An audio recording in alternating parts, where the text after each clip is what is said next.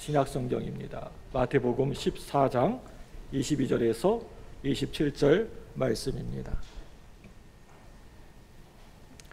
신약성경 제가 가지고 있는 성경 23쪽쯤에 있습니다. 마태복음 14장 22절에서 27절 한 절씩 교독합니다.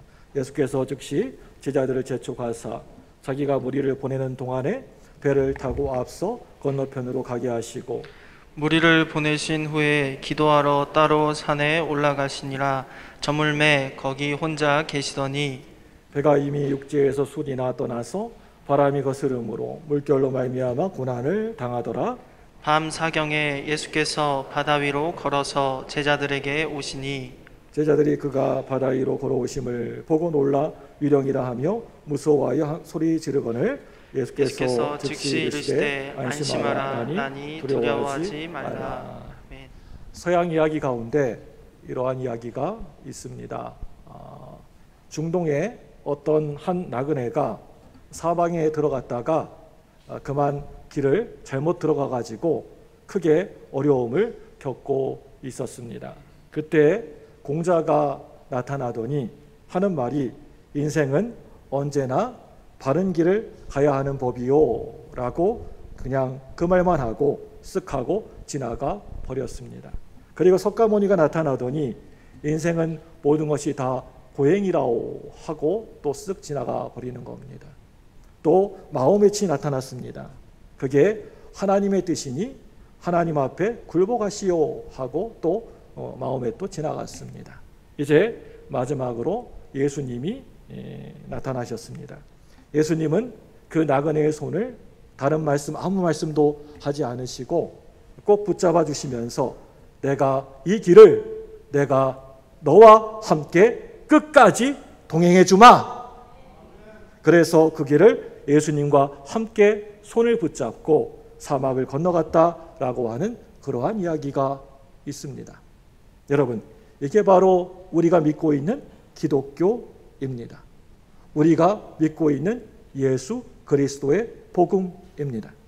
예수님은 우리에게 뭔가 책망하시거나 그거 잘못됐다고 하시면서 뭐라고 혼을 내시는 그런 분이 결코 아니십니다.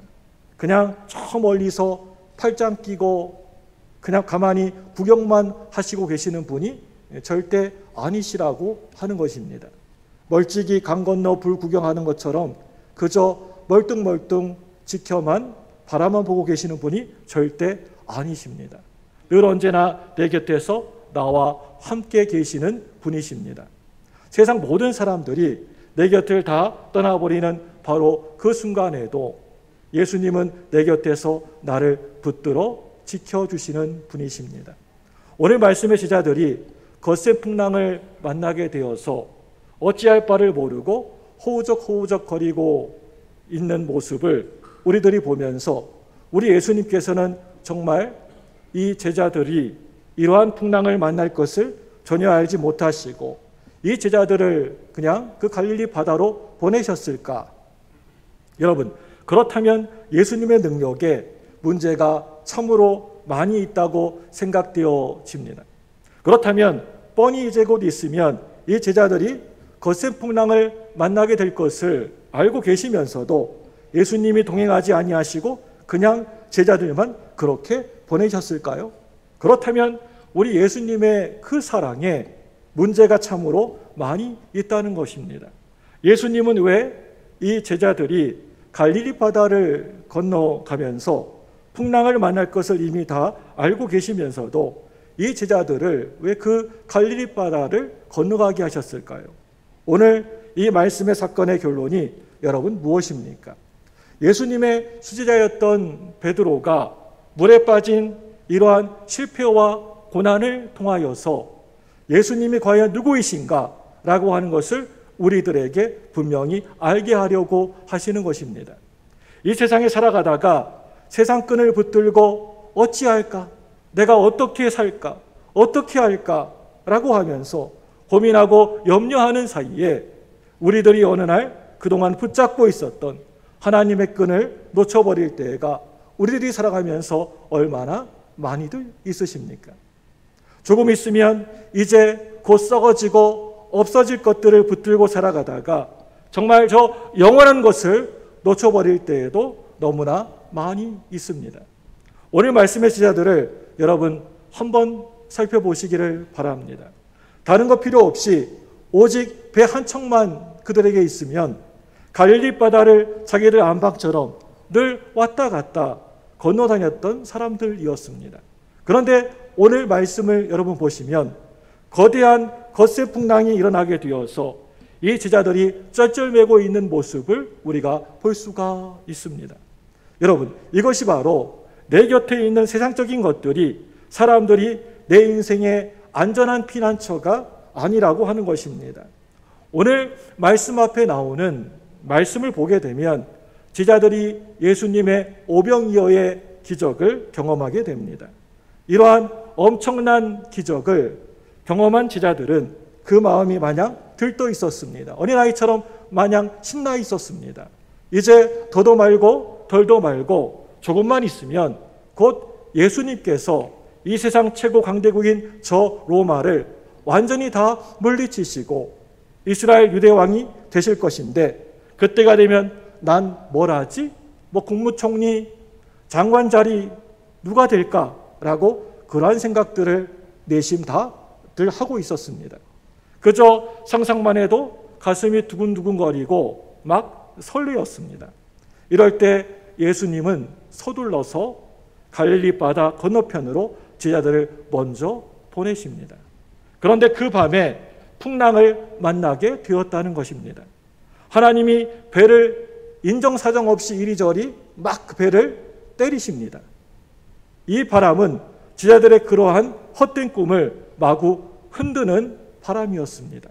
이 바람은 이 제자들의 그 잘못되고 허황된 생각을 사정없이 뒤흔드는 바람이었습니다.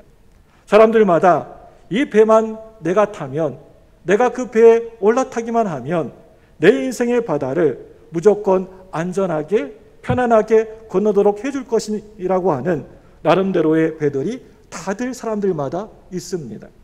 어떤 사람은 돈이라고 하는 배를 타고, 또 어떤 사람은 건강이라는 배를 타고, 또 어떤 사람은 부모라고 하는 배만 있으면, 자식이라고 하는 배만 있으면 내 인생을 안전하게 저 바다를 항해할 수 있을 것이라고 생각을 합니다. 그런데 어느 날 갑자기 이러한 것들이 내 곁을 떠나버리게 된다고 한다면 나는 여러분 어떻게 해야 될까요? 나는 어떻게 살아야 될까요? 여러분 상상해 보셨습니까? 하나님의 자녀들이 하나님 외에 헛된 세상줄을 붙들고 있을 때 하나님은 그것을 마구마구 흔들어 버리십니다. 막 때리시고 막 흔들어 제끼십니다. 그것을 놓고 나를 붙들어라. 그래야 네가 산다. 오늘 말씀이 우리들에게 분명히 말씀하고 계십니다. 오늘 믿는 사람들에게 고난의 바람은 왜 자꾸만 시도 때도 없이 불어오는 것일까요? 여러분, 이제 오늘 설교 말씀의 결론은 끝났습니다. 한마디로요, 여러분, 지금 네가 붙들고 있는 그 헛된 것을 놓고 다른 것들, 이 세상에 있는 것들 바라보고 붙잡지 말고 오직 하나님만을 붙들고 너희들 살라고 하는 겁니다. 이게 바로 오늘 설교 말씀의 결론입니다. 이제 곧 좀 졸리시고 피곤하신 분들, 어제 막 늦게 주무시고 피곤하신 분들은 제가 이제 뭐라고 말씀 안 드릴 테니까 걱정 말고 그냥 주무셔도 됩니다. 오늘 설교 말씀 끝까지 가도 계속해서 반복적으로 이런 이야기를 제가 계속 할 겁니다. 내 인생의 배 안에 예수님을 모시고 살자. 헛된 세상줄을 놓고 하나님만 바라보고 하나님만 내가 붙들고 살자. 이게 오늘 설교의 처음부터 끝까지의 내용입니다. 이상 끝입니다. 이제 주무셔도 됩니다. 이렇게 말씀하시는 내용이 오늘 말씀입니다. 오늘 말씀 바로 직전에 예수님이 어린아이가 바친 작은 물고기 2마리 그리고 보리떡 5개가 들어있는 도시락 하나로 5,000명의 장정이 먹고 12광주리가 남게 되었습니다. 우리 예수님의 그 후에 즉시 재촉하여서 이 제자들을 무리들 곁에서 떼어내시고 배에 태워가지고 갈릴리 바다 건너편으로 보내십니다. 그리고는 우리 예수님은 혼자서 산에 올라가셔서 간절히 하나님께 간절히 기도를 하십니다. 그런데 한참이나 열심히 노를 저어 가다가 이 모진 거센 풍랑을 만나게 되었다라고 하는 그러한 이야기입니다. 오늘 말씀 마태복음 14장 24절 말씀을 화면을 보고 같이 읽도록 하겠습니다. 다 같이 읽습니다. 시작. 배가 이미 육지에서 술이나 떠나서 바람이 거스름으로 거스름으로 물결로 말미암아 고난을 당하더라. 여러분, 이 한 절의 말씀, 24절 이 한 절의 말씀을 보더라도 고난을 표현하는 단어가 무려 3개씩이나 등장하고 있는 것을 볼 수가 있습니다. 이 말씀을 다시 한번 보시기 바랍니다.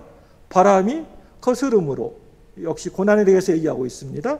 그리고 물결로 말미암아, 역시 고난입니다. 그리고 고난을 당하였더라. 이 3가지의 고난에 대한 설명이 나와 있습니다.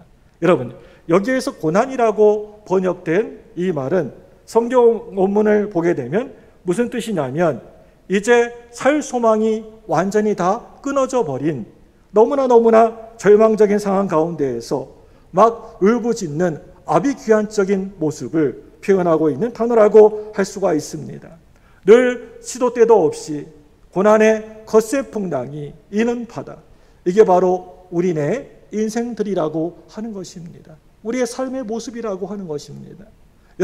여러분들은 이 세상에서 아주 길지 않는 아주 짧은 인생을 지금까지 살아오면서 지난 세월 그 모진 세찬 비바람을 어떻게 헤치면서 지금까지 살아오셨습니까?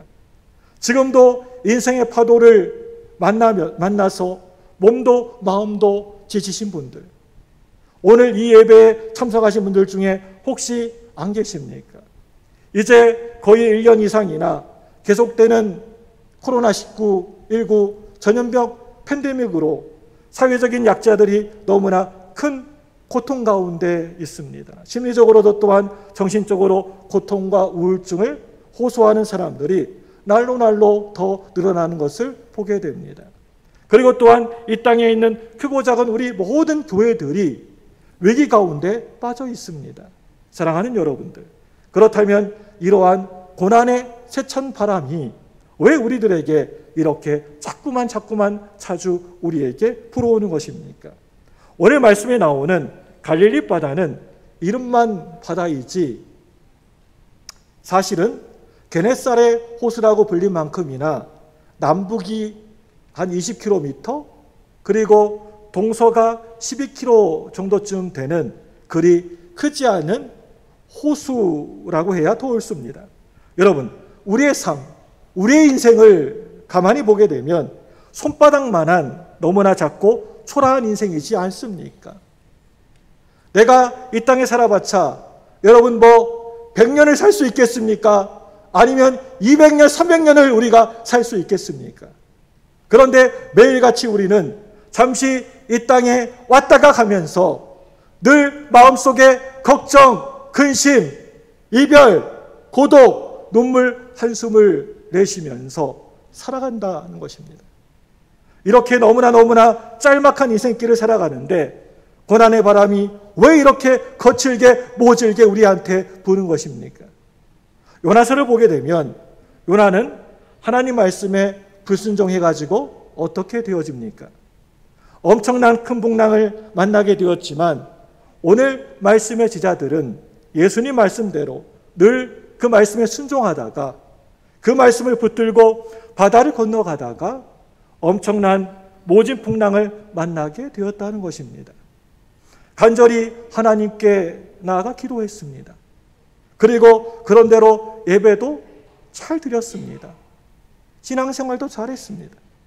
아무리 곰곰이 생각을 해보아도 내가 신앙생활하면서 11조를 떼어먹은 적도 별로 없는 것 같아 보입니다. 기도로 눈물로 내 사랑하는 자식들을 신앙으로 믿음으로 잘 양육하고 키웠습니다. 그런데 왜 악한 자들은 모든 일이 잘 되어지는 것 같고 형통하게 보이고 그러는데 왜 하나님의 백성, 하나님의 자녀들은 맨날 어려움, 고통을 겪어야만 되는 것입니까? 내 주변의 사람들에게 이런 소리가 내 귀에 들려옵니다. 너 예수 믿더니 나보다 잘된 게 도대체 뭐가 있냐? 뭐가 예수 믿고 뭐가 잘 됐냐? 예수 믿지 않은 사람들의 비웃는 소리만 크게 들려옵니다. 지금 배에 앉은 제자들, 바닷가가 낯설거나 배 타는 것이 너무나 서툴러 가지고 당하게 되는 그러한 어려움이 절대 아니라고 하는 것입니다. 예수님의 12제자들 가운데에서 베테랑 어부들이 한둘이 아니었습니다. 바다에서 평생 동안 닳고 닳은 사람들이었습니다. 그런데 오늘 이 거센 풍랑 앞에서 이 제자들은 아무것도 하지를 못하고 그냥 속수무책으로 땀을 뻘뻘 흘리면서 쩔쩔매고 있었다는 것입니다. 여러분, 참으로 우리네 인생은 아이러니한 것 같습니다. 도저히 생각해도 이해하려고 해도 이해하지 못하는 부분들이 우리 삶 가운데 많이 있습니다. 나이가 어릴 때야 젊을 때야 어른들에게 인생이 뭡니까? 라고 물어보면 크면 다 알게 돼 라고 그렇게 말씀하시더라고요. 그런데 나이가 들고 클수록 더 잘 모르겠습니다. 진짜 하나도 모르겠습니다. 나이가 들면 들수록 진짜 더 모르겠는 게 그게 바로 우리의 인생살이라고 생각되어집니다. 예수님, 고난의 바람은 왜 나한테 우리들에게 불어오는 것입니까? 이 바람이라고 하는 것은 원래는 기압의 변동 때문에 생기게 되는 것입니다. 그래서 낮은 갈릴리 호수의 수면과 높은 헬몬산의 기압의 차이 때문에 갑작스러운 그런 바람이 생길 수가 있다라고 기상학자들은 그렇게 말을 합니다. 우리 인생의 갈등이나 어려움은 높은 이상과 문제투성이 현실의 괴리가 너무나 커가지고 늘 불만의 고통이 오는 것이라고 이 세상에 있는 심리학자들, 사회학자들은 그렇게 얘기를 합니다.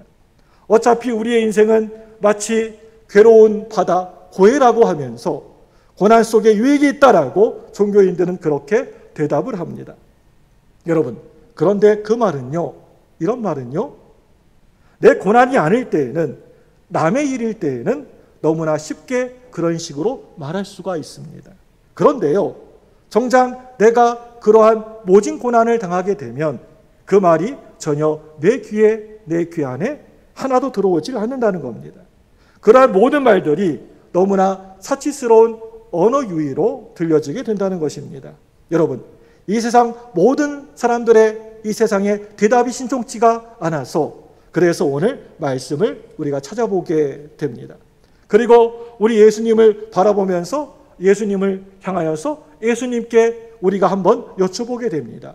예수님, 고난의 바람은 왜 나에게, 우리 믿는 사람에게, 우리에게 불어오는 것입니까? 오늘 말씀을 보게 되면 무려 9시간 동안이나 거센 풍랑과 싸우면서 기진맥진하여서 지쳐있는 새벽 3, 4시쯤에 예수님이 바다 위로 걸어오셨습니다. 그러면서 두려워하면서 벌벌 떨고 있는 제자들에게 예수님이 뭐라고 말씀하고 있습니까? 우리 마태복음 14장 27절 말씀입니다. 우리 다 같이 우리가 읽습니다. 시작. 예수께서 즉시 이르시되 안심하라, 나니 두려워하지 말라. 여러분, 이 말씀 보시면 안심하라, 나니 두려워하지 말라라고 말씀하고 있습니다. 나다! 두려워하지 말아라! 여러분, 헬라어 문법을 살펴보면 동사 안에 이미 그 안에 주어가 들어가 있습니다.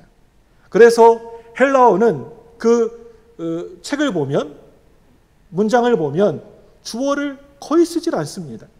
그런데 오늘 말씀처럼 특별히 나다라고 하면서 주어가 한 번 더 등장할 때가 있다는 겁니다. 바로 강조하기 위해서 하는 강조어입니다.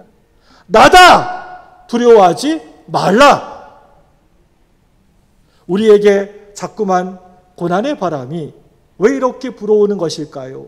라고 물어보는 사람들에게 우리 예수님은 뭐라고 오늘 이 시간에 말씀하고 있습니까? 나다! 내가 바로 대답이다. 나를 만나기 위하여서 내가 그 문제의 한복판에 들어가기 위하여서 네가 지금 그렇게 힘들고 어려운 고난을 네가 지금 그렇게 당하고 있는 것이다. 나다! 바로 그러한 이야기입니다. 32절 말씀입니다. 다 같이 화면 보고 있습니다. 32절입니다. 시작. 배에 함께 오름에 바람이 그치는지라. 아멘. 예수님께서 그 배에 함께 오름에 바람이 정말 거짓말처럼 뚝하고 그치게 됩니다. 여러분, 다시 한번 여러분들에게 질문을 하나 드리겠습니다. 나에게 고난의 바람은 왜 이렇게 시도 없이 불어오는 것일까요? 배 안에 있는 그 누구도, 그 어떤 사람도 예수님의 이러한 이 질문에 대하여서 대답하는 제자들이 없었다는 겁니다. 여러분, 이 고난의 바람은 왜 부는 것일까요? 이 질문은 아무런 의미 없는 질문이 되어져 버리고 말았습니다. 고난에 대한 궁극적인 대답이 이미 찾아오게 된 것입니다. 우리 예수님이 바로 그 대답이셨습니다. 내가 살아가면서 우리 예수님을 만나게 된 게, 내가 예수님을 만나서 믿게 된 게, 그게 바로 대답이었습니다. 그 문제와 그 거센 풍랑과 우리 예수님이 만나는 게 오늘 말씀의 대답이었던 것입니다. 여러분, 예수님은 하나님의 아들이십니다. 믿습니까? 예수님은 이 세상 천지 만물을 창조하신 창조주이십니다. 여러분, 이게 바로 대답이었습니다. 이 바람은 예수님을 만나기 위해서 필요했던 것입니다. 이분 예수 그리스도를 알기 위해서 필요했던 것입니다. 사랑하는 여러분들, 우리 예수님은 혼자서 산에 올라가셨지만 제자들이 가는 그 길을 다 일일이 보고 계셨습니다. 마찬가지로 우리 예수님은 저와 여러분의 고통을, 어려움들을 이미 다 알고 계시는 분이십니다. 내가 당하는 풍랑 한가운데로 문제의 한복판으로 걸어오시고 계십니다. 그래서 인생의 방황은 하나님을 만나게 되면 끝이 나게 되는 것입니다. 더하기를 처음으로 배우는 유치원 아이가 있었습니다. 손가락으로 더하기를 합니다. 1 더하기 1은 2. 너무나 재미가 있습니다. 선생님이 철수야 대답해봐요. 네네 선생님. 1 더하기 1은 2이지요. 네. 2 더하기 2는 4이지요. 네. 그러면 6 더하기 6은 얼마일까요? 이거 큰일 났습니다. 손가락이 5개밖에 없는데 6 더하기 6이라고 그러니까 철수가 앞이 갑자기 깜깜해졌습니다. 철수는 눈이 빨개지더니 울음을 터뜨리고 말았습니다. 왜 그러는 것입니까? 쉬운 거는 선생님 지가 다 하고 어려운 것만 나한테 물어? 여러분, 하나님은 아무리 작고 작은 문제라도 무관심하지 않으십니다. 우리의 보잘것없는 그러한 어려움과 고난과 문제라도 하나님은 그냥 지나치지 않으시고 그냥 넘어가지 않으신다는 것입니다. 우리의 잘 들리지 않는 작은 신음소리에도 응답해 주시는 분이십니다. 믿습니까? 아무리 큰 문제도 하나님께서 전혀 큰 문제가 아니십니다. 어려운 문제가 없다는 겁니다. 할렐루야! 우리 예수님 앞에 그 문제를 내가 가지고 가면 그 문제를 다 맡아주신다는 것입니다. 사랑하는 여러분, 오늘 풍랑을 만나게 되어서 당황하는 제자들의 모습 가운데에서 내 얼굴이 보이시는 분이 있습니까? 아, 제자들의 이 모습이 내 모습과 비슷하다, 내 모습 같다라고 생각되어지는 분 계십니까? 우리 24절과 25절을 다시 한번 읽습니다. 우리 24절, 25절 같이 읽습니다. 화면을 보고 있습니다. 시작. 배가 이미 육지에서 수리나 떠나서 바람이 거스름으로 물결로 말미암아 고난을 당하더라. 밤 사경에 예수께서 바다 위로 걸어서 제자들에게 오시니. 이 말씀 보시니까 보면 고난을 당하더라. 언제요? 밤 사경에 시간이 나와 있습니다. 밤 사경에. 여기에서 밤 사경은요, 날이 밝기 전에 아주 이른 새벽을 말하고 있습니다. 이때가 보통 가장 어둡게 느껴진다고 합니다. 모두가 다 잠들어 있는 시간입니다. 이곳 갈릴리 바다는 어부들이 밤이 늦도록 고기를 잡고 모두들 아침까지 잠을 잡니다. 사람 살려! 사람 살려! 소리를 쳐도 듣는 사람이 그때에는 아무도 없습니다. 바다 한가운데에서 배가 10번, 20번이 뒤집어져도 보는 사람이 아무도 없습니다. 바로 이때 예수님께서 찾아오셨다는 겁니다. 예수님은 이미 다 보고 계셨습니다. 다 알고 계셨습니다. 아무도 도와줄 수 없는 바로 그 순간에 오직 예수님이 제자들에게 찾아오셨습니다. 깊은 절망에 빠져가지고 세상에서 잡고 있었던 모든 것들을 다 끈들을 다 놓아버리고 이제 포기할 수밖에 없는 바로 그때 예수님께서 그 손을 나에게 내밀어 주시는 것입니다. 인생의 막장 가운데 있을 때 나를 도와줄 사람이 그 누구도 그 어떤 아무도 없을 때 문제가 너무나 커서 내 인생에 한계에 부딪혀 있을 때 바로 그럴 때 예수님께서 찾아오신다는 것입니다. 여러분들이 지금 겪고 있는 고난의 현장이 무엇입니까? 어떤 고난을 겪고 계십니까?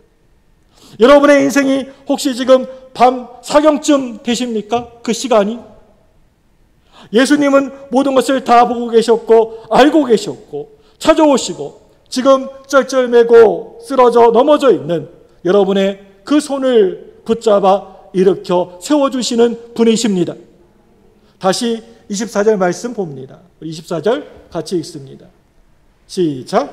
배가 이미 육지에서 술이나 떠나서 바람이 거스름으로 물결로 말미암아 고난을 당하더라. 네, 이 말씀 보면 배가 이미 육지에서 술이나 떠나서 이 말씀 보시면 육지로 땅으로 다시 돌아갈 수도 없습니다. 참으로 속이 터지고 답답한 지경입니다. 바람이 거스름으로 앞으로 가려고 하는데 점점 뒤로 밀려갑니다. 이젠 꼼짝할 수가 없습니다. 정확히 바다 한가운데에서 9시간째 사투를 벌이고 있습니다. 누군가 이 모습을 보고 있다 할지라도 어떻게 도와줄 수도 없습니다. 물론 아무것도 칠흑같이 깜깜하기 때문에 아무것도 보이지도 않습니다. 바로 그러한 순간에 여러분 25절 말씀 보시기 바랍니다. 25절 우리 다 같이 읽습니다. 시작. 밤 사경에 예수께서 바다 위로 걸어서 제자들에게 오시니. 그리고 26절 말씀도 읽습니다. 26절 시작. 제자들이 그가 바다 위로 걸어오심을 보고 놀라 유령이라 하며 무서워하며 소리 지르거늘. 제자들이 그가 바다 위로 걸어오심을 보고 놀라. 여러분, 거센 파도를 짓밟고 오실 분은 오직 우리 예수님 한 분밖에 없다는 것을 여러분 믿으시기를 바랍니다. 내 인생의 고난, 내 죽음의 문제, 죄의 문제, 궁극적인 구원의 문제, 영생의 문제, 그 어떤 문제도 이 문제를 짓밟아 버리시고 찾아와서 나를 구원해 주실 분은 오직 예수님, 우리 예수님, 예수 그리스도, 하나님 한 분밖에 없는 줄로 믿습니다. 달려오신 그 예수님이 즉시 내 손을 붙잡아 주실 줄로 믿습니다. 오늘 말씀에 즉시라고 하는 말이 많이 나오는데요.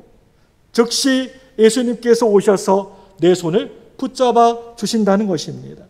예수님께서 즉시 손을 내밀어서 내가 신음할 때, 내가 외로워서 두려워서 울고 있을 때, 날 도와줄 만한 사람, 세상 사람들이 다 내 곁을 떠나가 버려서 아무도 없을 때 우리 예수님이 달려오셔서 즉시 안심하라. 나다! 두려워하지 말라! 이와 같이 즉시 손을 내밀어서 붙들어 주실 줄로 믿습니다. 제가 이 말씀을 어제 준비하면서 그동안 지금까지 제가 살아왔던 길들을 가만히 생각해 보니까 모든 것이 다 하나님의 은혜로 지금까지 살아왔던 것 같습니다. 그렇다면 지금 내가 힘들어하고 당황하고 있는 이 문제도 은혜로 해결될 것입니다. 앞이 깜깜해지고 전혀 보이지 않는 내일도 은혜로 헤쳐나가게 될 것입니다.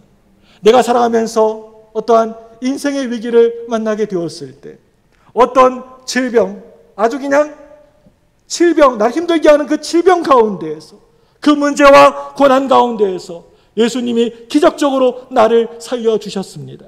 그렇다고 한다면 내일도, 이제 앞으로도 예수님 안에서 내 능력이 아니라, 내 힘이 아니라 오직 예수님의 은혜로 기적으로 살아나게 될 것입니다.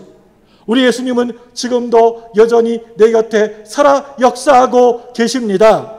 역사를 운행하고 계십니다. 지금도 여전히 하나님의 보좌 우편에 앉아 계십니다. 정말 고난의 바람은 왜 이렇게 자꾸만 나에게, 우리들에게 불어만 오는 것일까요? 거센 풍랑이 일어나기 전까지 콧노래를 부르면서 배를 쳤던 제자들, 이 제자들은 지금 무슨 생각을 지금 하고 있을까요? 이러한 모진 풍랑 앞에서 이 세상 부귀영화가, 잘 먹고 잘 사는 것이 그게 무슨 소용이 있겠습니까? 무슨 그게 의미가 있겠습니까?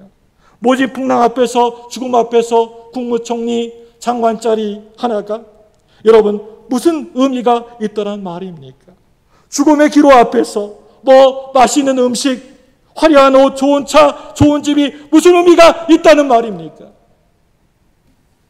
병원 앰뷸런스에 실려가서 이제 죽음 앞에 내가 서야 될 때, 그동안 인생의 짐들을 다 내려놓고 이제 나랑 함께 같이 살자, 이러한 예수님의 음성이 들리는 바로 그 시간에 여러분 집에 못 들어갑니다.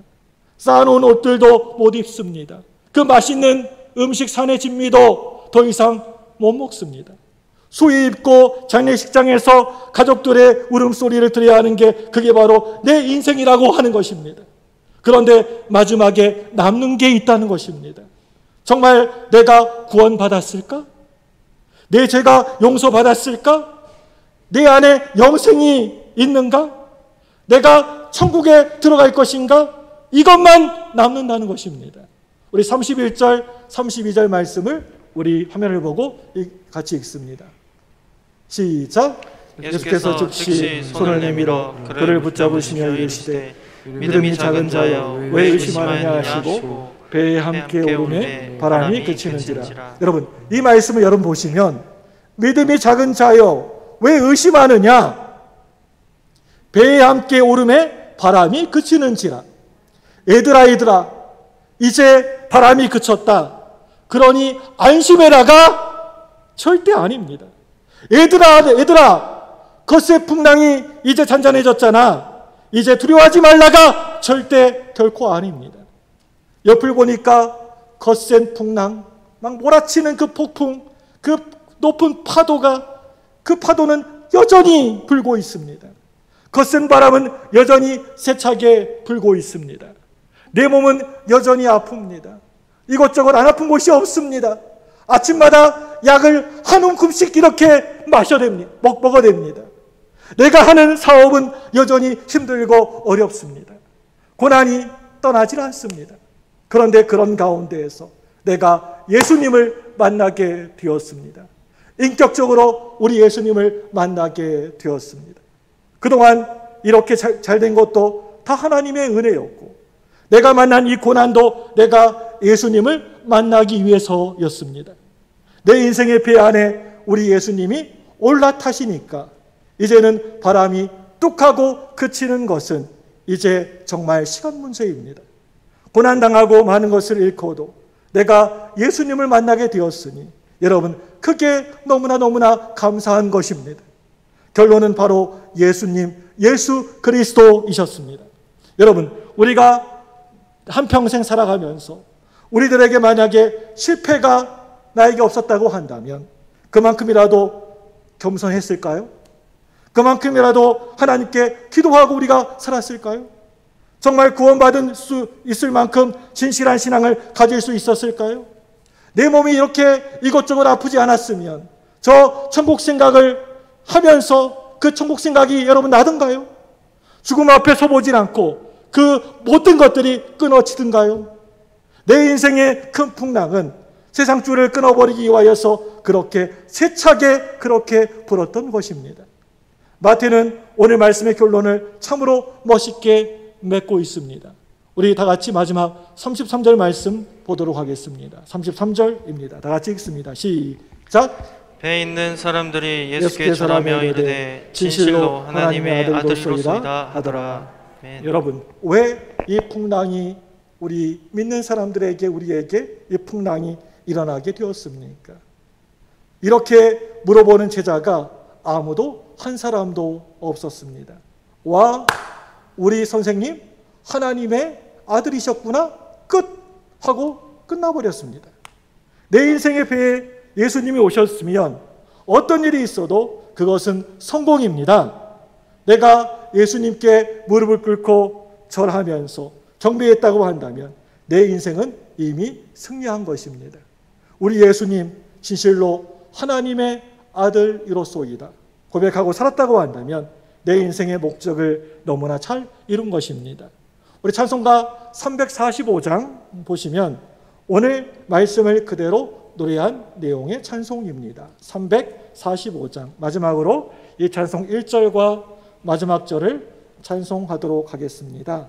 우리 먼저 우리 345장 1절 먼저 부르겠습니다. 345장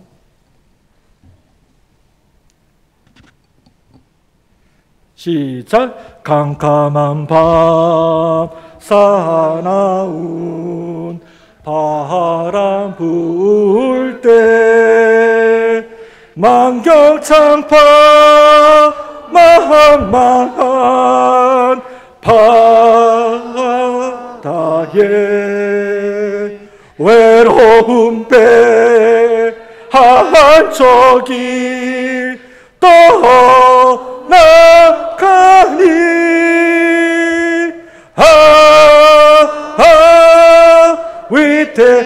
위태하구나 위태하구나. 신음하고 있는 여러분의 배가 얼마나 외롭고 쓸쓸했습니까? 비틀거리고 흔들리는 배가 얼마나 여러분 힘에 겨우셨습니까?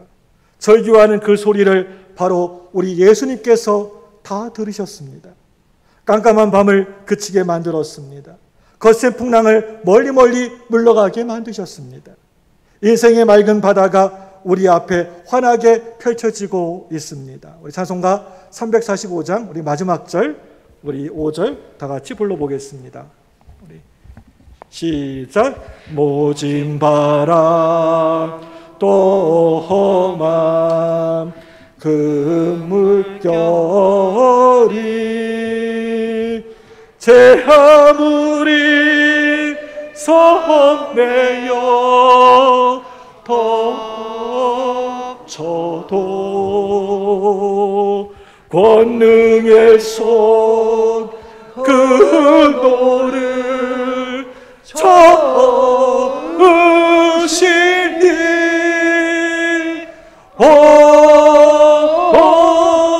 잔잔한 바다 잔잔한 바다. 우리 5절 다시 한번 부르겠습니다. 5절.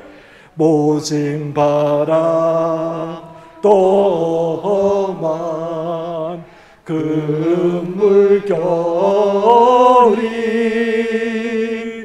제 아무리 성내어 덮쳐도 권능의 손 너를 저으시니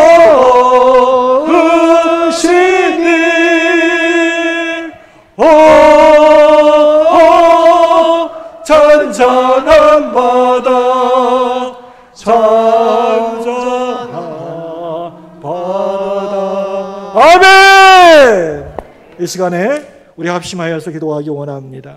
먼저 주여 고난의 파도가 쳐도